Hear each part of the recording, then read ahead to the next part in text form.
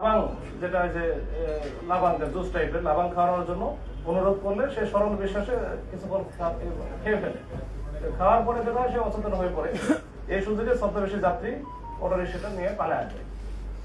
এই ঘটনায় গ্যারেজ মালিক আলামিনের অভিযোগের প্রেক্ষিতে ধানমন্ডি মডেল থানায় একটা নিয়মিত মামলা রুজু করা হয়, যেটা আমি বলছিলাম আর কি। এটা নিয়মিত ওই মামলা থেকে আমরা কিন্তু পরে আস্তে আস্তে যখন এটা ভিতরে ঢুকি এবং এই ঘটনার সাথে যে সরাসরি জড়িত ছিল নূর হোসেন, তাকে আমরা ধরার পরে এই নূর হোসেন সহ আমরা আরো বেশ চক্র ভাই, আমরা যদিও সবাইকে ধরতে পারি না এখনো পর্যন্ত। তো ওইটা তার দেওয়া তথ্য মতে আমরা কিন্তু গ্যারেজে বিভিন্ন জায়গা থেকে তারা এরকম নিয়ে এসে গ্যারেজে রাখে এই অটোরিক্সাগুলো। এই গ্যারেজের মালিকও এর সাথে জড়িত, নাম হচ্ছে নিজাম। তো নিজামকে আমরা ধরে আমরা সব মিলে বিভিন্ন গ্যারেজ থেকে আমরা মোটামুটি 6টা অটোরিক্সা উদ্ধার করি। তো 6টা অটোরিক্সা, এই অটোরিক্সাগুলোর সবচেয়ে বড় ইন্টারেস্টিং বিষয় হচ্ছে যে এদের যে এই ব্যাটারি থাকে, ব্যাটারির দাম কিন্তু নগদে 60-70 হাজার টাকা বিক্রি করা যায়। এদের উদ্দেশ্য থাকে ওটাই কিন্তু এই যে 60-70 অন্যগুলো নিয়ে খুব বেশি মাথা ব্যথা না হতে ফেলে দিল, কিন্তু এই যে ব্যাটারিটা যে তারা পায় নগদে টাকা পায়, এটার জন্য এটা করে।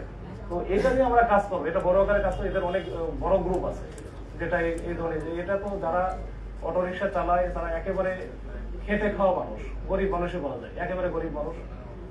এদের কাছ থেকে যখন এরকম একটা রিক্সা প্রায় 1.5 লাখ 2 লাখ টাকা দাম যখন চুরি হয়ে যায় বা ছিনতাই হয়ে যায়, এটা অনেক বড় তাদের জন্য, একটা ফ্যামিলির জন্য বিরাট একটা বড় ব্যাপার।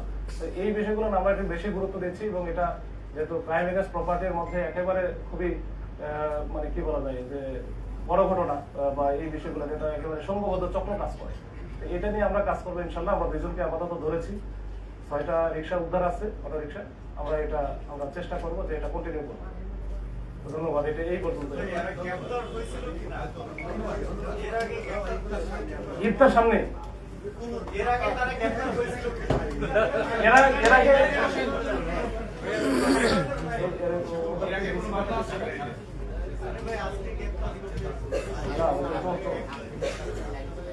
আচ্ছা, এরা হয়তো ওই যে যারা যে ধরেছি ইতিপূর্বে ধরা খায় নাই, মানে ওইরকম রেকর্ড আমরা পাই নাই, সিটি মিস আমরা পাই নাই।